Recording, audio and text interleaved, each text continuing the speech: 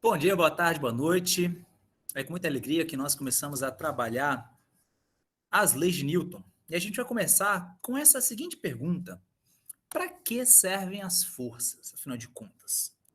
Bom, essa pergunta ela foi respondida por Isaac Newton, que trouxe um esclarecimento muito grande com relação à concepção de que havia sobre o movimento naquela época. Ele foi um grande visionário, porque dizem que ele estava próximo a uma macieira, viu a maçã cair. E o que ele viu de fato foi uma coisa que, de certa maneira, é um tanto quanto óbvia, mas que escapava aos olhos daqueles que estavam ali naquele momento, no meio científico e cultural daquela época. Pensa, é uma coisa um tanto quanto óbvio. Imagine vocês esse pincel. Bom, como vocês podem observar, ele está relativamente parado. Em relação ao meu referencial, ele está parado.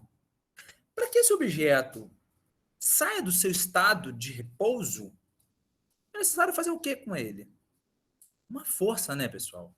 Se eu exerço uma força, eu tiro ele do repouso e inicio o movimento. Então, naquela época, até então, tinha-se a concepção de que os objetos caíam pelo simples fato de retornar para o seu local de origem. Eles não associavam uma força à necessidade da queda dos objetos. E Newton revolucionou nesse campo do conhecimento. Ele observou uma coisa óbvia, né, que é o fato de uma maçã cair, e ele pensou, cara, se você corta o talo dela e ela do nada entra em movimento, é a existência de alguma força puxando esse objeto em direção ao chão, em direção ao solo. Só que era uma força que não existia necessidade do contato físico, contato direto de alguma pessoa pegando, tocando. Afinal de contas, só de observar, o objeto já cai naturalmente. Foi aí que ele teve a sacada. E se o responsável por essa queda do objeto fosse uma força de campo, uma força que agisse à distância, e que assim como a maçã é atraído em direção ao centro da Terra, por que não essa força não poderia ser responsável, por exemplo, pelo movimento da Lua ao redor da Terra? Né? E foi aí que ele revolucionou todo o pensamento que se tinha sobre a movimentação dos corpos e o papel das forças em cada uma dessas situações. De acordo com Newton, as forças elas são necessárias para produzir a mudança do estado de repouso ou de movimento de objeto. Exemplo, na maçã, que estava antes parada, a força foi necessária para iniciar o movimento, não somente iniciar o movimento, como acelerar ela em direção ao solo. E da mesma forma, as forças são necessárias para, por exemplo, reduzir a velocidade de um objeto. Imagina o seguinte: alguém arremessou um objeto, uma maçã, em sua direção. Para você não ser acertado por ela, você tem que fazer o quê? Pegar essa maçã. Mas o ato de pegar significa exercer força para desacelerar, para alterar o seu estado de movimento.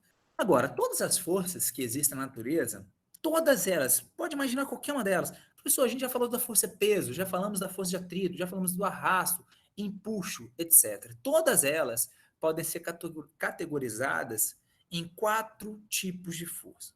Então, toda força vai se enquadrar em uma dessas naturezas.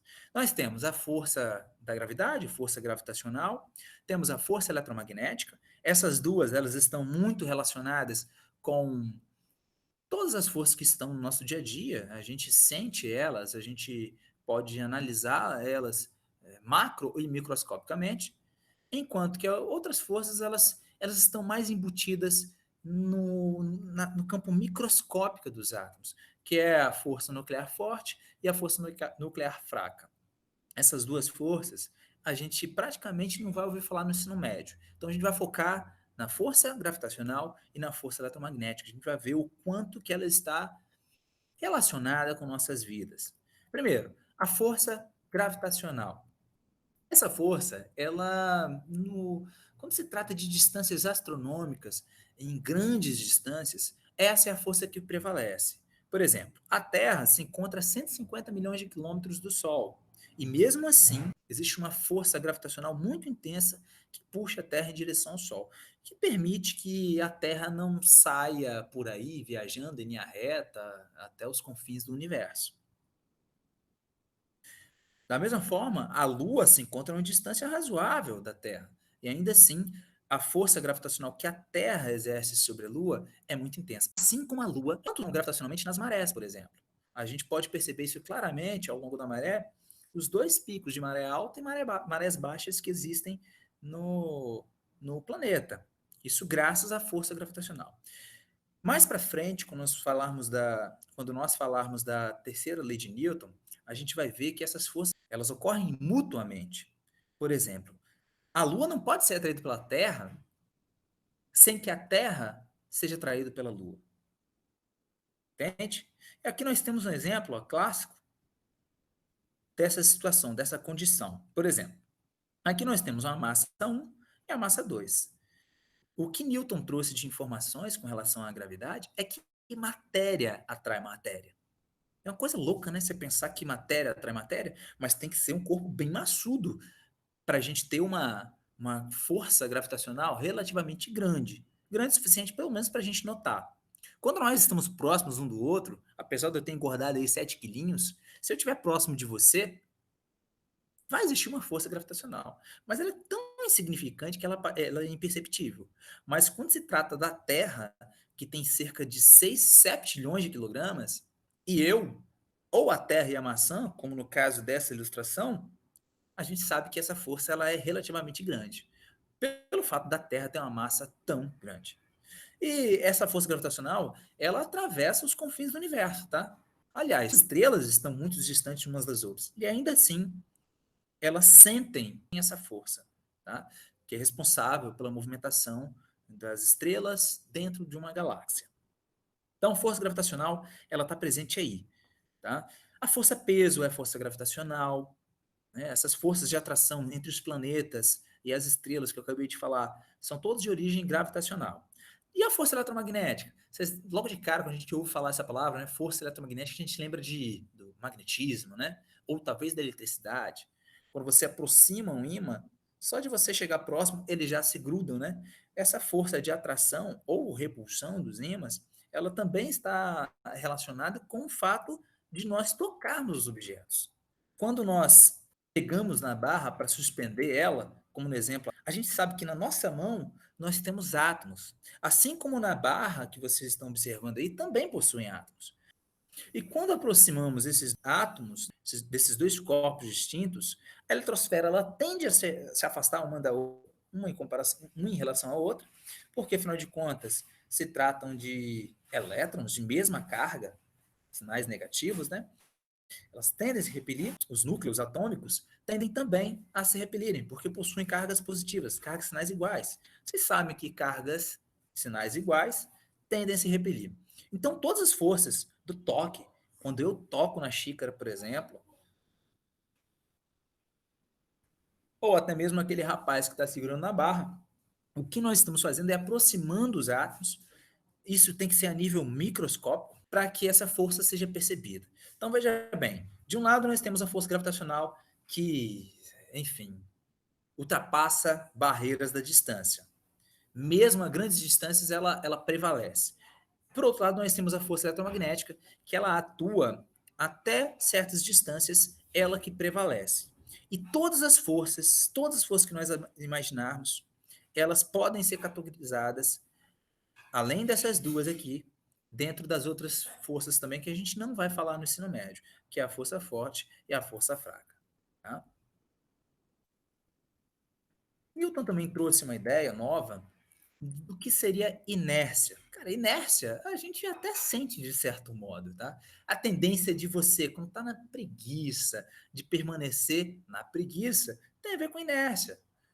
Talvez não é a linguagem da atualidade, mas na minha época eu falava muito isso. Eu falava assim, nossa, hoje eu tô na inércia, cara. Ah, quero ficar sem fazer nada.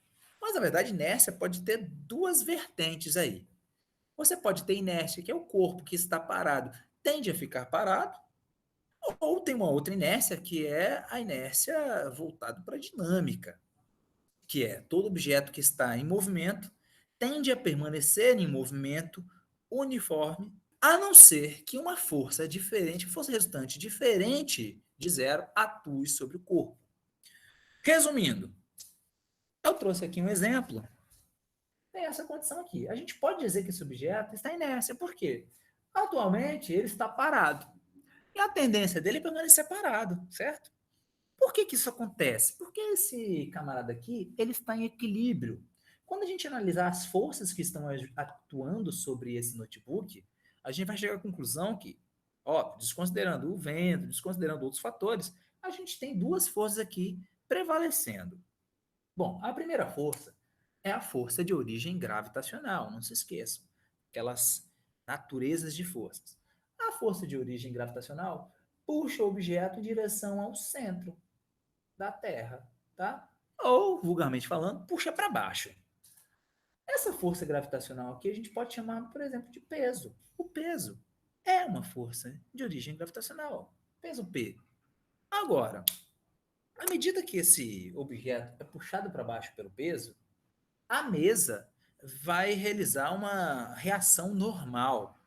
O que seria isso, professor? Pensa o seguinte: o notebook está pressionando a superfície, não é isso? Então você tem átomos se aproximando de átomos, os átomos do notebook se aproximando dos átomos da mesa. E aí rola tudo aquilo que a gente falou no slide anterior. Ou seja, você tem prótons se aproximando de prótons, eletrosfera se aproximando de eletrosfera, e o fato de cargas iguais estarem se aproximando umas em relação às outras, você vai ter uma repulsão eletromagnética. Ou seja, o meu notebook vai sofrer uma repulsão pelos átomos que compõem a mesa. Essa repulsão vai fazer com que ele sofra uma força perpendicular à superfície. A gente dá um nome para essa força de força normal. Vou chamar simplesmente de normal. Ou pode também receber outro nome, que é reação normal à superfície. Tá bom? Então, veja bem, nós temos duas forças. Essas forças elas possuem a mesma intensidade, a não ser que a mesa se quebre, a não ser que ocorra alguma outra coisa, mas elas, a princípio, possuem as mesmas intensidades, estão agindo sobre o mesmo corpo, que é o meu notebook. Qual é a consequência disso, pessoal? Esse camarada vai estar em equilíbrio.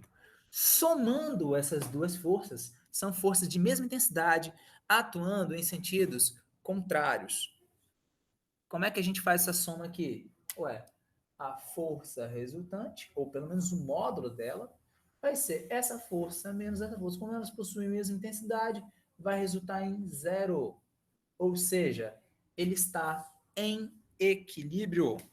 E a gente diz que ele está em equilíbrio estático. Por quê? Porque ele não está se movendo. Essa força é como se tivesse anulado o efeito da força-peso e ele permanece parado. Veja bem, se a somatória das forças deu zero, ele estará em inércia. Ele está parado e a tendência dele vai ser permanecer parado, a não ser que alguma força resultante diferente de zero modifique o seu estado de repouso. Então vamos lá, se eu pego então uma força que existe uma força puxando, tirei ele do equilíbrio, o que significa que ele vai passar a se mover. Aí ele já não vai estar mais em inércia. Tudo bem, gente? Quero mostrar para vocês essa filmagemzinha aqui, ó. Veja bem. Ele coloca, então, um prego em cima. Veja esse exemplo. Tem um prego em cima de um aro. Quando ele puxa, olha o que ocorre. Ele permanece parado no ar, certo? Por um tempo, obviamente. Depois, sob a ação da força gravitacional, ele acelera para baixo. Mas reparem, a tendência do corpo que está parado é permanecer parado. A menos que alguma força interaja com ele para tirar ele do estado de inércia. Essa força que tira no final das contas, depois que ele retira, mas a gente pode perceber claramente que na horizontal ele não se move, a força que tira ele da inércia é o próprio peso, né? Puxando o objeto para baixo. Então aí nós temos um exemplo clássico, né, de inércia agindo. Na horizontal ele fica na inércia, e em função da força-peso ele cai apenas na vertical. Tudo bem? Então quando a gente está, por exemplo, num ônibus, a gente está no ônibus e, de repente, o ônibus acelera, ele estava parado. Se você não se segurar firme, você permanece inércia, sua tendência é permanecer parado. Por isso que você vai para trás do ônibus, se o ônibus dá aquela arrancada e você não se segurou firme. Na verdade, não é porque você foi para trás do ônibus, e sim porque você tendeu a ficar parado enquanto o ônibus passou a se movimentar para frente. Tá? Essa é a primeira situação de inércia que eu queria discutir com vocês. Equilíbrio dinâmico. É a mesma situação que a gente discutiu anteriormente. Só que acontece que isso ocorre quando o objeto já está em movimento. Exemplo, imagine um asteroide que esteja se movendo no espaço interestelar. Ele sofre forças gravitacionais, mas vamos supor que a força que ele está sofrendo, as forças gravitacionais que ele sofre, sejam insignificantes. Nessa situação, a somatória das forças a gente pode dizer que é praticamente zero. Ou seja, ele se encontra em equilíbrio. Só que ele se move. Esse é o que nós chamamos de equilíbrio dinâmico. A somatória das forças que agem sobre o corpo equivale a zero, só que ele já está se movendo. Nessa situação, ele tende a percorrer, a se movimentar em um movimento retilíneo uniforme, até que alguma força interaja com ele para tirar ele dessa condição. Aqui nós temos um exemplo. Repare, não, não pensem no momento em que a gota está tocando as raquetezinhas. Pense no momento de movimentação intermediária. Na descida, ele se move em um movimento retilíneo uniforme. Na subida, ele também se move em um movimento retilíneo uniforme. Isso porque as forças aparentes que estão agindo sobre o corpo são nulas. Ele está no espaço, né? Eu digo aparente porque, sim, tem força agindo sobre ele, mas a gente não vai discutir sobre isso agora, tá? Mas no referencial dele, não há forças agindo sobre essa gota d'água no meio do caminho, né? Nem na subida e nem na descida. As forças estão agindo apenas no momento em que a gota toca na raquete. Nesse meio tempo, a gente tem um movimento retilíneo uniforme. Como você pode perceber, ó, ele sobe no movimento uniforme, desce no movimento uniforme, porque as forças que agem sobre ele são nulas, tá? Agora, aqui nós estamos observando um crash test. Percebam, o camarada bateu com o automóvel, ele nem devia estar tão rápido, tá? Isso aí deve estar uns 40 km por hora, nem está tão rápido assim. Olha o que ocorre com um passageiro que não estava usando o cinto de segurança. Ele é arremessado para frente. Não é que ele seja arremessado para frente. O fato dele estar se movendo a, digamos, 40 km por hora, a tendência dele é permanecer com essa velocidade, a 40 km por hora, se movendo no movimento retilíneo uniforme, a não ser que alguma força resultante diferente de zero atue sobre ele. As forças, nesse caso, que atuaram sobre ele para fazer ele reduzir a velocidade, fazer ele alterar as condições de movimento dele, é a força que o peito dele exerceu sobre o volante e a força que a cabeça, olha a cabeçada que ele dá. É capaz até de destruir, ó, de quebrar o para-brisas, tá vendo? Se ele tivesse a 100 km por hora, é bem provável que ele seria projetado pelo para-brisa. Isso porque as forças que estão atuando sobre ele para tirar ele da inércia são forças que vão causar lesões no tórax dele, na cabeça dele. Por isso a necessidade, pessoal, de utilizar o cinto de segurança corretamente. Hoje os carros já estão saindo de fábrica com o airbag, justamente para evitar esse tipo de situação. Então, cinto de segurança no tórax, uma parte que tem ossos bem resistente no nosso organismo. Então, o baque vai ser forte com a pancada. Mas o cinto de segurança vai servir justamente para tirar você da inércia, para impedir que você continue caminhando em linha reta a 100 km por hora, certo? Então, o cinto de segurança vai exercer uma força sobre o seu tórax, modificando o estado de movimento do teu corpo, fazendo você reduzir a velocidade junto com o automóvel. E a mesma coisa o airbag, né? A gente não precisa nem falar. Ele tem a capacidade de ação de energia, à medida que você comprime o airbag, né, ele desinfla até um pouquinho enquanto você está comprimindo com o rosto no airbag. Isso impede que você acerte o rosto no painel e tenha lesões no seu rosto, na cabeça, que é o principal motivo da existência desse dispositivo. Bom, se vocês entenderam até então o que seria inércia, se vocês já entenderam a primeira lei de Newton, né? A gente costuma falar formalmente, informalmente, que é a lei da inércia, né? Primeira lei de Newton, gente, eu simplifiquei, eu trouxe aqui um quadro que exemplifica o que seria a primeira lei de Newton. Cara, se qualquer uma dessas informações que estão nesse quadro que forem verdadeiras, todas as outras também serão. Exemplo, digamos que o camarada está em equilíbrio. Ó, meu notebook que eu havia desenhado ali está em equilíbrio. Isso significa que a força resultante que atua sobre ele é nula. Isso significa que ou ele vai estar parado ou vai estar em um movimento retilíneo uniforme e a sua aceleração vai ser nula. Basicamente isso que quer dizer a primeira lei de Newton. Qualquer uma dessas informações, se qualquer uma delas forem verdadeiras, as outras também serão. Exemplo, A gotinha, professor, aquela gotinha de água que estava se movimentando para cima. Pensa no momento que ela estava se movimentando para cima, lá no gifzinho do slide anterior. Esse gif aqui, ó, essa gotinha. Enquanto ele se movimenta para cima, ele está em MRU, não é isso? Ah, se ele está em MRU, olha o que a gente pode tirar com a informação. Isso significa que a aceleração dele é nula naquele momento. Isso significa que ele está em equilíbrio, nesse caso, é equilíbrio dinâmico. E que a força resultante que há sobre ele é nula. Quer ver? Olha esse exemplinho aqui. Imagine que nós tenhamos esse carro. Repare, ele está se movendo, tem umas linhas ali indicando que ele se move. Agora imagine o seguinte, imagine que a gente tem a informação de que ele está em MRU. Ou seja, imagine da seguinte forma: um automóvel encontra-se com velocidade constante a 60 km por hora em uma rodovia retilínea e plana. O que eu acabei de dizer, gente, que ele não está mudando a velocidade dele é constante, igual a 60 km por hora. E eu acabei de dizer também que ele está andando em linha reta. Isso é MRU. Opa, se ele está em MRU, o que, que eu posso concluir? Eu posso concluir que a somatória das forças eu posso concluir que a somatória das forças que agem sobre ele. Ah, que forças são essas, professor? Tem a força de propulsão do carro, né? O cara está pisando no acelerador, logo você tem uma força tendendo a acelerar ele para frente. Você tem um peso, todo objeto que está no campo gravitacional terrestre tem um peso, que é de origem gravitacional, não esqueçam disso. Tem um atrito, que é de origem eletromagnética, né? É átomo interagindo com átomo, eletromagnética. A força normal e a força de tração também são de origem eletromagnética. Força-peso de origem gravitacional, tá bom?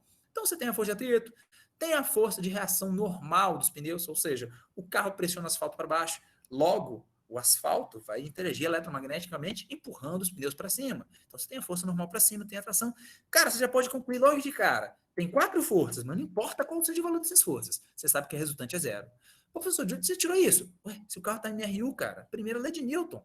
Se o carro está em MRU, eu já posso concluir que a força resultante é nula. Vai dar zero. Não importa quais sejam os valores, você sabe que é zero. Você sabe também que a aceleração desse automóvel vai ser nula. Você tem força resultante igual a zero, ele está em MRU. Logo daí você já tira essa informação. MRU, movimento retilíneo uniforme. Uniforme não tem aceleração, certo? A aceleração tem que ser nula, tem que ser zero. E, por último,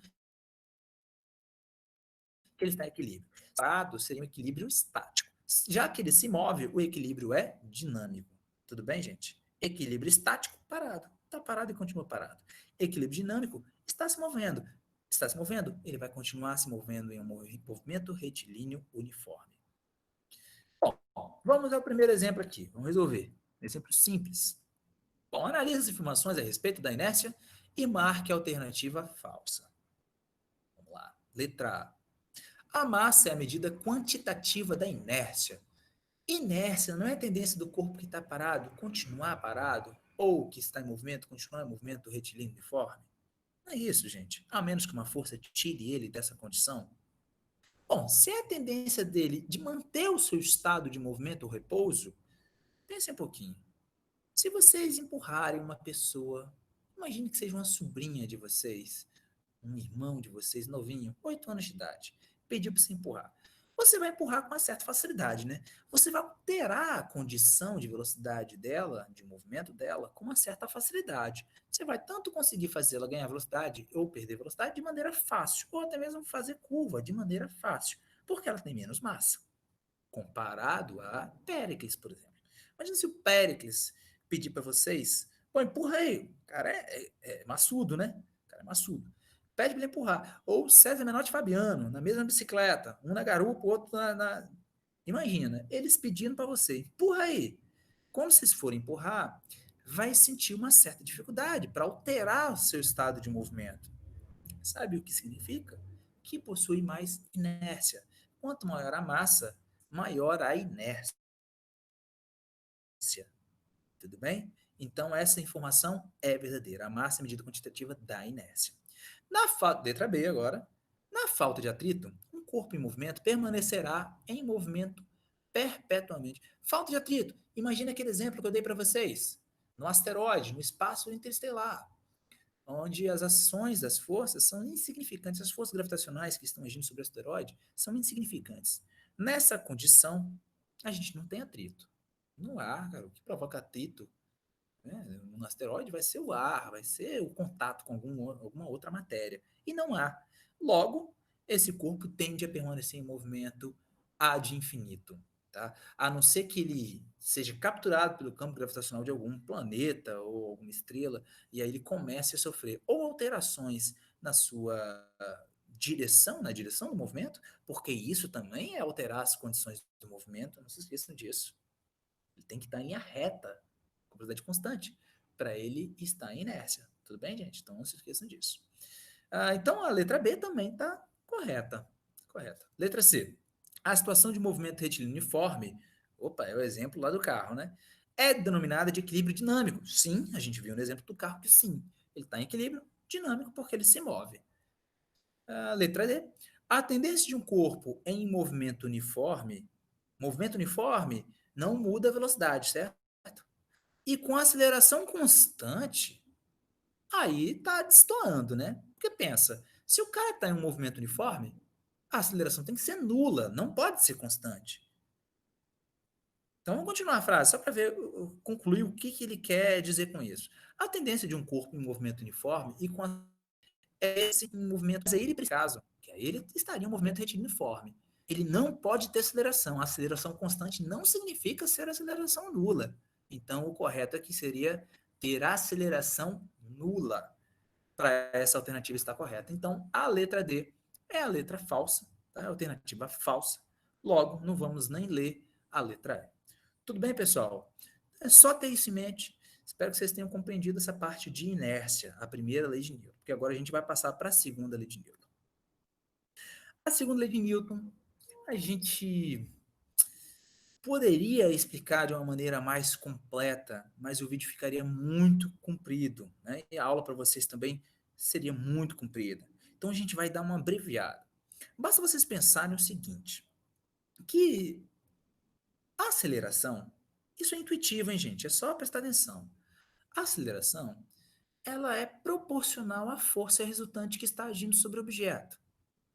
Como assim, professor? A aceleração é proporcional? Pensa o seguinte, se você está empurrando a mesma sobrinhazinha ou irmãzinha sua de 8 anos de idade, você realiza um empurrão. Ela ganha uma certa velocidade, porque ela sofreu uma aceleração, tem uma força resultante associada a esse movimento, sofreu uma aceleração, logo, digamos, a consequência da força resultante foi a aceleração. E quanto maior a força que você exerce, maior a aceleração sofrida pela bicicleta e pela sua priminha, irmã. Não é isso? Então, a aceleração ela é proporcional à força resultante. Isso aí já é, digamos, é uma coisa intuitiva. Agora, essa segunda informação também é intuitiva. Imagina agora que você não vai colocar sua irmãzinha. Você vai exercer aquela mesma força que você vê aplicada, agora você vai empurrar um adulto, certo? Um adulto de 80 quilogramas. A massa é maior. Se a massa é maior, mesmo que você exerça a mesma força, as mesmas condições iniciais, a aceleração tende a ser menor. Tá? Da mesma forma, a gente pode pensar, por exemplo, entre um automóvel e um caminhão carregado de banana. Se as forças, você usar o mesmo sistema de freios, tanto para o automóvel quanto para esse caminhão carregando banana, cara, o caminhão carregando banana vai demorar muito mais tempo para parar. A aceleração dele vai ser muito menor, a desaceleração dele vai ser muito menor, né? Se você utilizar o mesmo sistema de freios. Resumindo a história, a aceleração ela é inversamente proporcional à massa. Se a gente junta essas duas informações, se nós juntarmos essas duas informações, né, e transformá-la numa equação matemática, a gente vai omitir também os cálculos e as deduções, nós temos que a força resultante ela vai ser a massa vezes a aceleração do corpo. Tudo bem, pessoal? Ou, se você quisesse pensar nessa, é diretamente, não, é inversamente proporcional. Se nós passarmos essa massa para cá, né, já que está multiplicando, passaria dividindo, ficaria a aceleração é igual à força resultante sobre a massa, que seria uma forma diferente de você expressar a mesma coisa. E aqui, nessa equação, vocês iriam enxergar essa proporcionalidade, ou seja, a aceleração ela seria diretamente proporcional à força resultante e seria inversamente proporcional à massa desse corpo. Tudo bem, pessoal? Lembrando que no SI, no Sistema Internacional de Unidades e Medidas, nós temos que a força tem que ser medida em newtons, massa em quilogramas e aceleração em metros por segundo ao quadrado. Vamos resolver um exemplo basicão, não é do nível de vocês não, mas só para introduzir esse assunto, só para introduzir a segunda lei de Newton. Depois a gente falar da terceira lei de Newton, a gente vai voltar com um exemplo mais do nível de vocês, do nível que vocês merecem. Então imagine o seguinte, um objeto de 20 quilogramas se move sob a ação de duas forças paralelas de sentidos contrários. É só para dizer que elas são contrárias.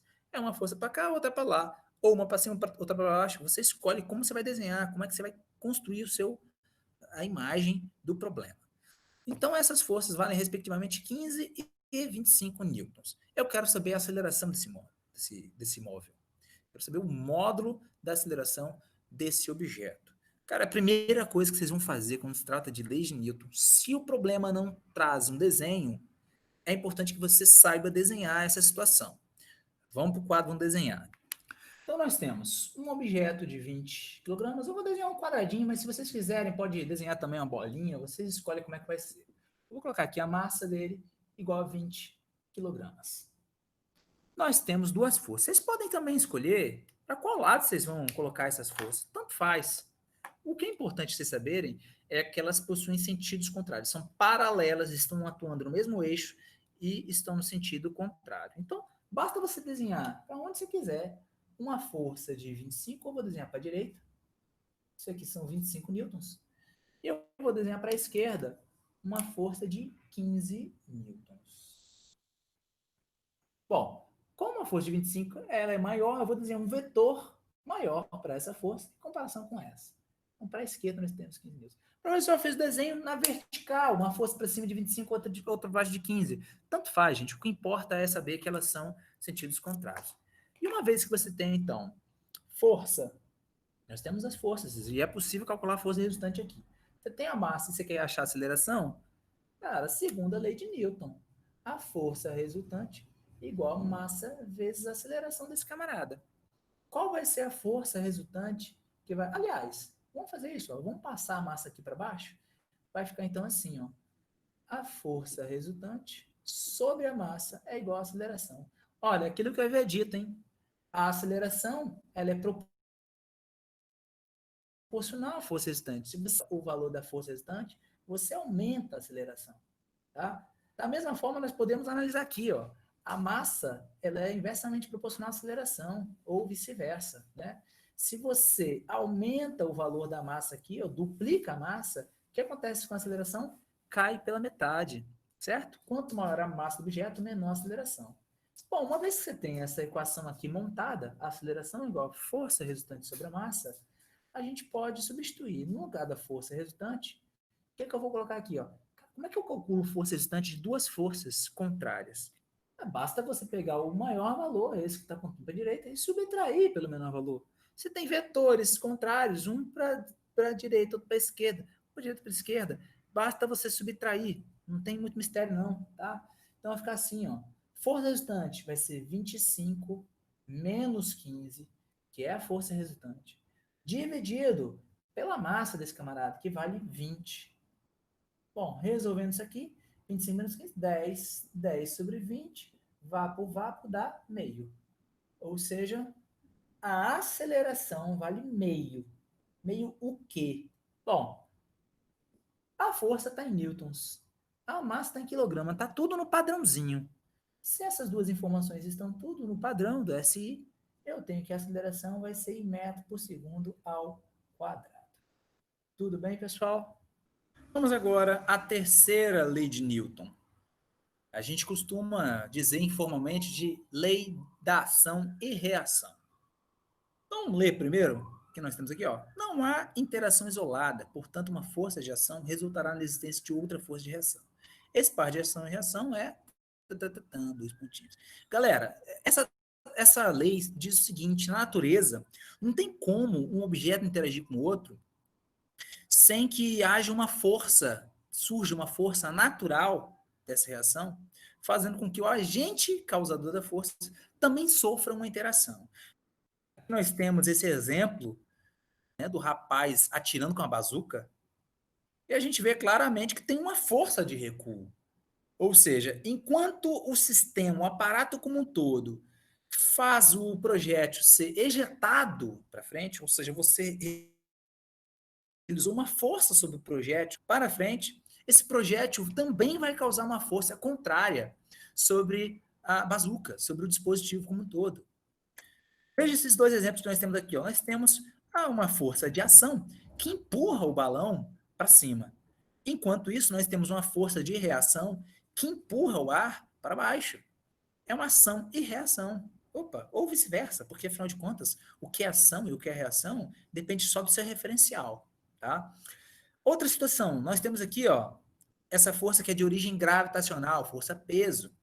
Enquanto a Terra puxa uma menininha para baixo, em direção ao centro da Terra, a Terra também será atraída pela menininha, no sentido contrário. Então, essa dualidade das forças nas interações, ela sempre vai existir. Tá? E a gente diz que é um par de ação e reação. Nós temos aqui F12, seria uma força de ação ou reação, tanto faz, depende do seu referencial, você que decide qual vai ser a ação, qual vai ser a reação. E nós temos como consequência uma força de reação que vai ser o F21, certo? Aqui é a mesma coisa. O balão, a bexiga, você tem interações eletromagnéticas entre o ar e a bexiga, de modo que você tem uma força resultante em cada molécula sendo empurrada para baixo. Essa a gente vai chamar de força de ação, que é a bexiga, que todo o sistema faz com o ar que está saindo. E, como consequência, o ar vai interagir com o balão, empurrando esse balão, exercendo uma força de reação para cima. Então, elas sempre vão existir. É impossível você ter uma interação isolada. Não dá para você chegar num canto e interagir com uma árvore sem a árvore interagir com você. Não dá para eu interagir com vocês sem vocês interagirem comigo. Esse par de força de ação e reação, elas têm as seguintes características. Terão a mesma intensidade. Ação e reação. Tem que ter a mesma intensidade. Se não tem, não é ação e reação. Elas atuarão na mesma direção e sentido contrário. Tá aqui, ó. Mesma direção, mesmo eixo. Enquanto um está sendo puxado para baixo, o outro está sendo puxado para cima. Tá? Terão a mesma intensidade, ou seja, a mesma força que está sendo aplicada na bazuca para trás é a força que está sendo aplicada para frente no dispositivo que ficou lançado. Tá bom, gente? Então elas possuem a mesma intensidade. Serão de mesma natureza. Por exemplo, aqui é eletromagnética. Nessa do balão, é eletromagnética também. É átomo interagindo com átomo. Já aqui é de origem gravitacional. Ó. Tanto a força de ação quanto a de reação precisam ter a mesma natureza. Não tem como você ter assim, a força de ação eletromagnética, de reação é peso, é gravitacional. Não pode, tá, gente?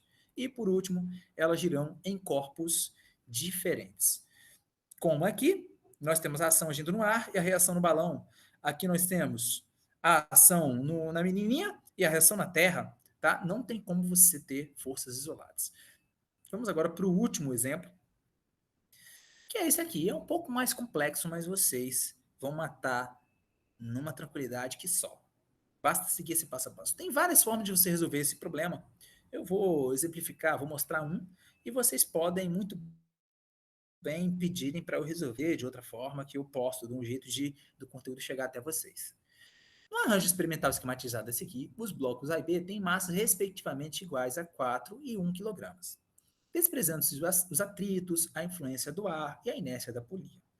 Considerando o fio que interliga os blocos leve e inextensível e adotando nos cálculos de E igual a 10, determine o módulo da aceleração e a intensidade da força de tração estabelecida no fio. O que eu quero, então, é a aceleração do conjunto, porque se eles estão presos, a aceleração vai ser o mesmo. O módulo, né, vai ser o mesmo tanto para B quanto para A. Eles estão interligados, então a aceleração é igual. E também eu quero saber a tensão, a força que está rolando aqui, ó, nesse cabo. Que fique bem claro, a força de tensão que ocorre numa extremidade é igual a outra, porque a gente está considerando a polia ideal, o fio ideal.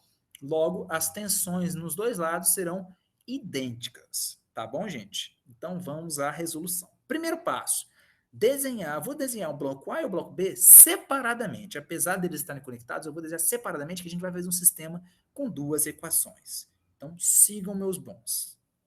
O bloco A é maiorzinho assim, bloco A. Esse é o bloco A. A massa dele vale, vou chamar a massa do bloco A de MA. que são 4 quilogramas. Aqui nós temos um fio puxando ele para a direita. Vamos desenhar as forças que estão agindo sobre ele? Primeiro, a gente tem a força de tensão puxando para cá. Lembre-se que aqui você tem um bloco puxando ele. Então você tem a força de tensão. Quanto que vale a tensão? É o que nós queremos calcular, não sei. Nós temos uma outra informação também. Ele está apoiado no chão. E a outra informação é: esse sistema está sofrendo uma aceleração. Essa aceleração também, eu não sei quanto vale.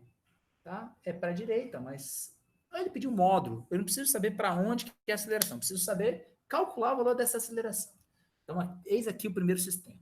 O segundo sistema, nós temos um bloco, o bloco B, no caso. A massa de B é bem menor. Massa de B vale apenas 1 quilograma. E nós temos uma corda vertical, né? Na vertical, puxando para cima. Então, o que eu falei para vocês? Que na corda, fio ideal, a tensão aplicada numa extremidade é igual a outra. Então, a mesma tensão que está agindo aqui, ó, em módulo, tem o mesmo valor dessa tensão aqui. Não sei quanto vale, mas eu sei que vale a mesma coisa. Isso é importante ressaltar. Você tem mais alguma força agindo sobre esses dois blocos? Tem, a gente vai falar agora. Primeira força que a gente vai falar, vamos falar do bloco B. Você tem um peso puxando para baixo. Vou chamar isso aqui de PB, certo? PB tem como calcular. Peso é a massa vezes a gravidade, não se esqueçam disso. Quanto que vale a massa desse camarada? 1 quilograma. Quanto que vale a gravidade? Ele pediu para utilizar como se fosse 10 metros por segundo quadrado. Então, PB vale quanto? 10 newtons, olha que maravilha. Já achei essa força aqui, ó, certo? Vale 10 newtons. PB vale 10. Vou até sublinhar aqui, ó. PB vale 10. Perfeito. Atenção, eu não sei. Sobre esse bloco, tem mais alguma força? Não, ele não está em contato com mais nada. Está desconsiderando o ar, atrito com o ar, etc. e tal. Agora vamos a esse bloco A aqui. Tem mais força agindo aí, tá? Mas a gente vai, ó, considerar o seguinte. Você tem o peso desse bloco agindo para baixo, certo? PA. Só que à medida que, da mesma forma como você tem um peso puxando ele para baixo, ele está agindo eletromagneticamente com o chão, né? Você tem átomo com átomo em contato. Se ele não está caindo, isso significa que o chão está exercendo uma força normal para cima, de mesma intensidade, impedindo que ele caia. Ou seja, essas duas forças, tanto o peso de ar quanto o normal, elas são equilibradas. Você pode simplesmente desconsiderar. Então, o que eu vou fazer? Eu não vou nem considerar que elas existem. Finjo de besta e desconsidero, simplesmente desconsidero esses dois bichinhos aqui. Tá? Perfeito. Assim eu simplifico muito a minha questão. É como se eu tivesse somente uma força agindo aqui e somente duas forças agindo aqui. Perfeito. Esse é o meu problema. Você tem dois sisteminhas. Lembrando que esse camarada aqui, o bloco B, ele também sofre a aceleração A. Eles estão conectados pela mesma linha. Se esse se movimenta com a aceleração A, esse também vai se movimentar com a aceleração A. Não se esqueçam que eles agem, né? As duas acelerações têm a mesma intensidade, porque eles estão conectados por uma linha. Tá bom? Bom, basta fazer agora o sisteminha. Poxa, que sisteminha é esse que eu vou fazer? Aplica a segunda lei. Aplica a segunda lei de Newton. Tá? Como é que eu aplico isso? A força resultante no bloco A é a massa do bloco A vezes a aceleração, que é o mesmo para os dois. Vou fazer o mesmo com o bloco B. A força resultante que age no bloco B é a massa do bloco B vezes a aceleração que ele vai sofrer, que é igual nos dois. Vamos jogar aqui já os valores? Qual a força resultante de A? Cara, só tem a tensão. Então, a força resultante de A é a tensão. Vou botar aqui, ó. Tensão vai ser igual a massa de A vezes a aceleração. Ah, mas qual a massa de A? Eu já sei quanto vale também. A massa de A vale 4. Então é 4A. Vamos agora para o segundo bloco, em força resultante do bloco B. Cara, força resultante, você tem duas forças. Uma para baixo e outra para cima, certo? Então, eu vou ter que fazer isso. Eu vou ter que subtrair uma pela outra. Como ele está acelerando para baixo, eu sei que o PB ganha. O PB tem intensidade maior do que a tensão, certo? Ele está acelerando para baixo. Quem ganhou vai definir o sentido de movimentação, o sentido de aceleração. Então, você tem aqui o PB menos a tensão. PB vale 10. Então, vou botar aqui, ó, 10, que eu sei que é maior do que a tensão, menos a tensão, que é a força restante. Força restante é PB menos a tensão. 10 menos a tensão. Vai dar massa de B. Quanto que vai a massa de B? 1. 1 vezes A. 1 vezes A é só A. Não precisa botar uma. Botar só isso aqui, ó. 10 menos tensão igual a A. Agora, como é que eu resolvo esse sisteminha aqui? Cara, basta somar as duas equações. Eu vou somar, primeiramente, essa tensão com esse 10 menos a tensão. Soma essas duas informações. Então vai ficar T mais 10 menos T. Repara, eu somei esse T com 10 menos T. Isso aqui vai ser igual. Bota o sinal de igualdade. Agora eu vou somar tudo que está do lado direito, com tudo que está do lado direito da igualdade. Vou somar 4A mais o A. Certo? Resolve isso aqui. Bom, o T corta com T, porque T menos T dá zero. Então, vai dar 10 é igual a 4A mais A dá 5A. Como é que eu vou chegar à resposta aqui? Ó, esse 5 está multiplicando, passa para cá dividindo. Tá? Passa dividindo. Vai ficar 10 sobre 5 é igual a A. A aceleração vale 2. Qual a unidade que nós utilizamos para aceleração? Já que está tudo no SI, 2 metros por segundo ao quadrado. Essa é a aceleração. Já chegamos à resposta da letra A. Vamos agora à resposta da letra B para fechar. Eu pego essa aceleração e jogo em qualquer uma dessas duas equações aqui, ó, que eu utilizei. Pode ser do bloco A ou bloco B. Você escolhe. Essa aqui está mais simples, não tá? Joga essa aceleração nessa equação aqui. Vamos ver o que vai dar. Ó, você tem que a tensão é igual a 4A. A aceleração vale 2, joga aqui, ó. Tensão vai ser igual a 4 vezes 2. Quanto que vale a tensão? 8 newtons. Tensão é força, logo vai ser dado em newtons. Pessoal, era isso que eu tinha para mostrar para vocês. Espero que vocês tenham gostado da aula. Espero que vocês tenham aprendido bastante com a aula. E é isso. Se tiver dúvida, pode mandar mensagem à vontade, que eu respondo, faço questão de responder. E é isso, pessoal. Beijinho, beijinho. Tchau, tchau.